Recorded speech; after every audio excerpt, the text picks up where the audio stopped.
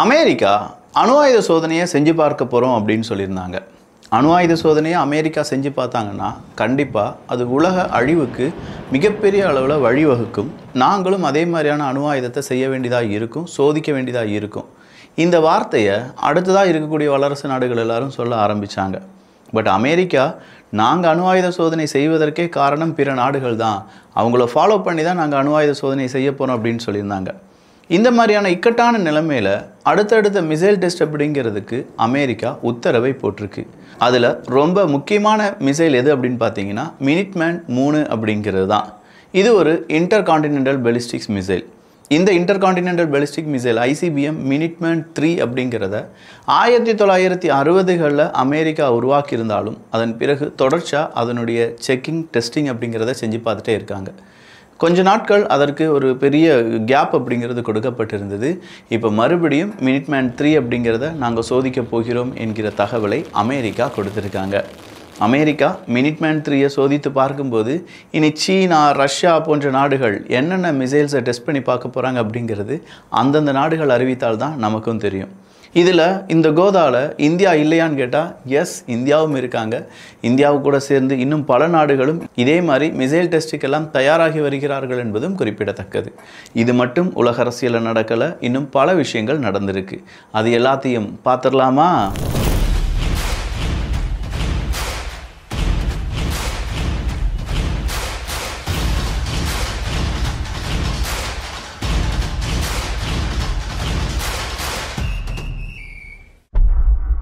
குட்டி குட்டியான காரை ஒரு டைனோ கார் அப்படியே சாப்பிட்டுட்டு போனால் எப்படி இருக்கும்? 2-in-1 டைனோ கார் ஒன்று இப்போ கிட்ஸ் பெஸ்ட்டில் அவைலபிளாக இருக்குது. 1299 வேறு வெப்சைட்டில் செக் பண்ணிக்கோங்க. இந்த விலைக்கு கிடைச்சா வாங்கிக்கோங்க, அப்படி இல்லைனா கிட்ஸ் பெஸ்ட்டில் வாங்கிக்கோங்க. அதுக்கான லிங்க் கீழே டிஸ்கிரிப்ஷனில் இருக்குது. நவம்பர் 4ஆம் தேதி கரெக்டாக ஒரு 11 மணிலேருந்து விடிய கால 5 மணிக்குள்ளே பசிபிக் டைம் நான் சொல்லிட்டு இருக்கேன். இந்த டைமுக்குள்ளே நாங்கள் மினிட்மேன் 3 அப்படிங்கிறத செக் பண்ணிடுவோம். இதுதான் அமெரிக்கா அஃபிஷியலாக கொடுத்துருக்கக்கூடிய ஸ்டேட்மெண்ட். இந்த ஸ்டேட்மெண்ட்டின் அடிப்படையில் பசிபிக் டைமில் இந்த ஒரு டெஸ்ட் அப்படிங்கிறத செஞ்சு பார்க்க போகிறாங்க அப்படின்னு சொல்லும்போது இந்த டெஸ்ட்டினுடைய ரிசல்ட், இம்பேக்ட், ஈல்டு இது எல்லாத்தையுமே பல உலக நாடுகளும் உன்னிப்பாக கவனிப்பார்கள். குறிப்பாக இந்த டெஸ்டிங்கில் ஏதாவது ஒரு சின்ன செய்தி, ஒரு சின்ன க்ளூ நமக்கு கிடைக்குமா அப்படிங்கிறதையும் பல நாடுகள் வேவு பார்ப்பார்கள் என்பது குறிப்பிடத்தக்கது. அடுத்ததாக போக்ரோஸ் பகுதி தான். ரஷ்யா இந்த போக்ரோஸ் பகுதியை முழுவதுமாக அவங்களுடைய கட்டுப்பாட்டுக்குள் கொண்டு வருவதற்கான முயற்சிகளில் ஈடுபட்டு இருக்காங்க. இந்த நேரம் ரஷ்யாவுக்கு எதிராக இருக்கக்கூடிய உக்ரைன் படை பெரிய அளவில் தோல்வி அடைந்தார்கள் அப்படிங்கிறத நம்ம பார்த்தோம். தோல்வியிலிருந்து கொஞ்சமாக தப்பிக்க வைப்பதற்காகவும் கொஞ்சமாக அங்கே ஸ்பெஷல் ஆப்ரேஷன் செய்வதற்காகவும் இப்போது உக்ரைனுடைய த டைமோர் ஸ்பெஷல் யூனிட் அப்படிங்கிறது போக்ரோஸ் பகுதியில் களமிறங்கி இருப்பதாக செய்திகள் வெளியாகி இருக்கிறது. த டைமோர் அப்படிங்கிற இந்த ஒரு ஸ்பெஷல் யூனிட் இப்போது அங்கே ஏர்லேண்டிங் அப்படிங்கிறத செஞ்சிட்டாங்க. நிறைய இராணுவ வீரர்களை உள்ளே விட்டுருக்காங்க. அவங்க உக்ரைனுடைய இராணுவ வீரர்களுக்கு உதவி செய்வார்கள் அப்படின்னு சொல்லப்பட்டாலும் இந்த ஸ்பெஷல் யூனிட் அப்படிங்கிறது போக்ரோஸ் பகுதியில் ரஷ்யாவுக்கு எதிராக சில செயல்களை செய்து ரஷ்யாவினுடைய ஸ்பீடை கட்டுப்படுத்த போகிறார்கள் அப்படிங்கிற தகவலை வெளியிட்டிருக்கிறார்கள். ஸோ ரஷ்யா ஏகப்பட்ட இடங்களை, சொல்லப்போனால் எந்தெந்த நேரத்தில் ரஷ்யாவுக்கு எதிராக உக்ரைன் பல முடிவுகள் எடுக்கிறாங்களோ அந்த நேரத்தில் அதிகமான இடங்களை ரஷ்யா கைப்பற்றி கொண்டே இருக்கிறது. கிட்டத்தட்ட ஒரு 1.8 பில்லியன் யூரோ அளவுக்கான அமௌண்ட் அப்படிங்கிறத நம்ம உக்ரைனுக்கு கொடுத்துடலாம் என்கிற ஒற்றை முடிவுக்கு வந்திருக்காங்க ஐரோப்பிய ஒன்றியம். ஐரோப்பிய ஒன்றியத்தை பொறுத்த வரைக்கும் உக்ரைனை எப்படியாவது ஐரோப்பிய ஒன்றிய நாடாக சேர்க்க வேண்டும். இதற்கு ஹங்கேரி மாதிரியான நாடுகள் எதிர்ப்பை தெரிவித்தார்கள்.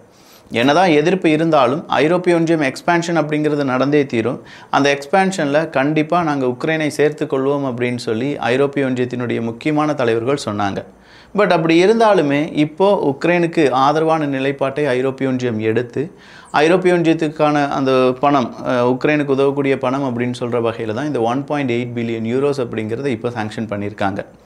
இது மட்டும் இல்லாமல் இன்னும் பல ரஷ்யாவினுடைய அசட்ஸை ஃப்ரீஸ் பண்ணி அதில் கிடைக்கக்கூடிய லாபத்தையும் உக்ரைனுக்கு தான் இப்போது கொடுத்து வருகிறார்கள் என்பது குறிப்பிடத்தக்கது.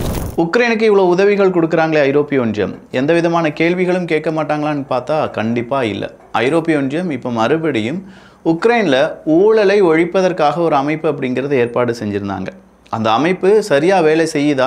ஏகப்பட்ட இடத்துல ஊழல் குற்றச்சாட்டு வந்து கொண்டே இருக்கிறதே. அது நிறைய ஆயுதமாக இருக்கட்டும், இல்லாட்டி உதவிகளாக இருக்கட்டும், இதில் எல்லாத்துலேயுமே ஊழல் நடந்திருப்பதாக சொல்லப்படுகிறது.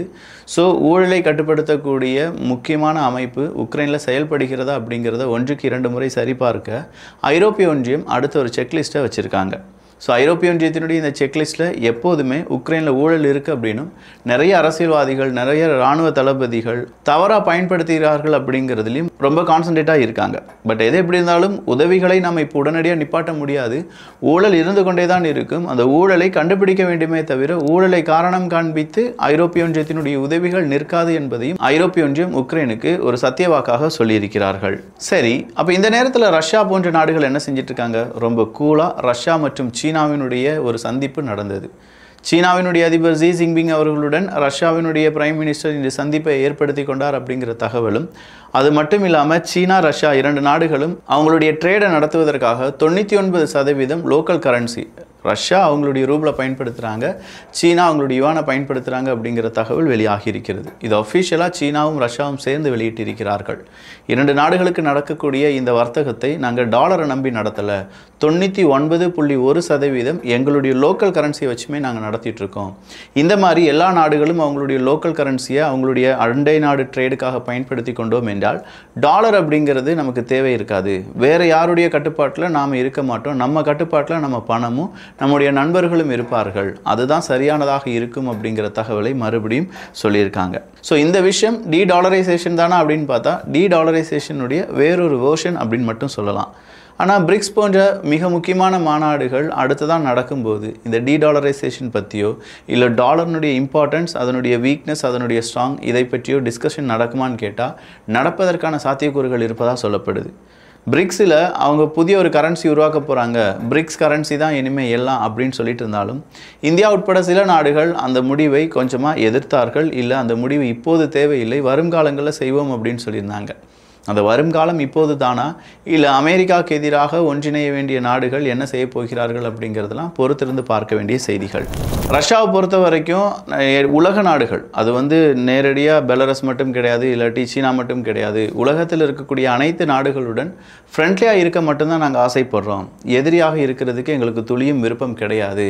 ஆனாலுமே பல நாடுகள் அவங்களுடைய யூகத்தின் அடிப்படையில் ரஷ்யாவை எதிரியாக பார்க்கிறார்கள். அந்த போக்கை பிற நாடுகள் கைவிட வேண்டும் அப்படிங்கிற ஒரு முக்கியமான கருத்தை இன்று புட்டின் அவர்கள் தெரிவித்திருக்கிறார்.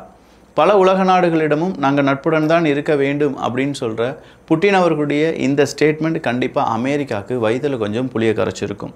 ஏன்னா எல்லா நாடுகளையுமே ரஷ்யாவுக்கு எதிராக திருப்ப வேண்டும் அப்படிங்கிற எண்ணத்தில் அமெரிக்கா மாதிரியான மேற்குலக நாடுகள் ஈடுபட்டிருக்கும் போது எங்களுக்கு எதிரிகளே கிடையாது, நாங்கள் நண்பர்களாக மட்டுமே இருக்க நினைக்கிறோம் அப்படின்னு சொல்லி ரஷ்யா சொல்லும்போது கண்டிப்பாக ரஷ்யாவினுடைய எதிரிகளுக்கு கொஞ்சம் பயம் வரத்தானே செய்யும். ரஷ்யாவினுடைய மெத்வேதேவ் அவர்கள் இன்னைக்கு மேற்குலக நாடுகளுக்கு ஒரு மெசேஜை கொடுத்துருக்காரு. The more the West spends on Kyiv, the more land Russia will retake அப்படிங்கிறது தான். கிவ் உக்ரைனுக்கு மேற்குலக நாடுகள் அள்ளி அள்ளி கொடுத்துட்ருக்காங்க. எவ்வளவு அள்ளி அள்ளி கொடுத்தாலும் அத்தனை அள்ளி அள்ளி கொடுப்பதற்கு இணையாக உக்ரைனுடைய லேண்டை நாங்கள் என்ன செஞ்சுருவோம், எங்களுக்கான லேண்டாக மாற்றி விடுவோம் அப்படிங்கிற பகிரங்க எச்சரிக்கை தான் இப்போ மெத்வேதேவ் அவர்கள் கொடுத்திருப்பது. ஸோ உக்ரைன் கண்டிப்பாக பல நாடுகளுடன் உதவியை வாங்கி அதுக்கு அவங்க கொடுக்கக்கூடிய உதவிகள் ஆயுதங்களை வச்சு ரஷ்யாவை அடிச்சிட்ருக்காங்க. பட் இந்த மாதிரியான மேற்குலக நாடுகளுடைய உதவிகள் எவ்வளவு நடந்தாலும் சரி அதற்கு ஈக்குவலாக நாங்கள் உக்ரைனுடைய லேண்டை கிராப் பண்ணுவோம், அது அஃபிஷியலாகவே அறிவித்திருக்கிறது ரஷ்யா அப்படின்னு சொல்லும்போது இதுதான் ரஷ்யாவினுடைய கேம். நீங்கள் எவ்வளோ வேணாலும் பணம் வாங்கிக்கோங்க, என்ன வேணாலும் செஞ்சுக்கோங்க, ஆனால் நிலப்பகுதி அப்படின்னு சொல்லி வரும்போது, அதுவும் குறிப்பாக கனிம வளங்கள் நிறைந்த பகுதிகள் அப்படின்னு சொல்லும்போது ஒடிசாவினுடைய துறைமுகம், அதே மாதிரி இப்போ நடந்திருக்கக்கூடிய சில முக்கியமான அந்த ஆப்ரேஷன்ஸ், இன்றைக்கி ஒரு நாளில் மட்டுமே 203க்கும் அதிகமான நபர்கள் காயமுற்றிருக்கிறார்கள் ரஷ்யாவினுடைய தாக்குதலின் காரணமாக. ஸோ அந்தளவுக்கு தாக்குதல் தொடர்ந்து இருக்கிறது, அந்தளவுக்கு ட்ரோன் ஆக்டிவிட்டி அப்படிங்கிறது தொடர்ந்து இருக்கிறது, அந்தளவுக்கு உலக அரசியல் இதை மும்முரமாக நிறைய பேர் கவனிச்சிட்டு இருக்காங்க. இது எல்லாம் சேர்ந்து தான் இந்த ரஷ்யா உக்ரைன் போர் அப்படிங்கிறத பற்றி இன்னும் அதிகமான டிஸ்கஷனில் நம்மை ஈடுபடுத்த வைக்கிறது.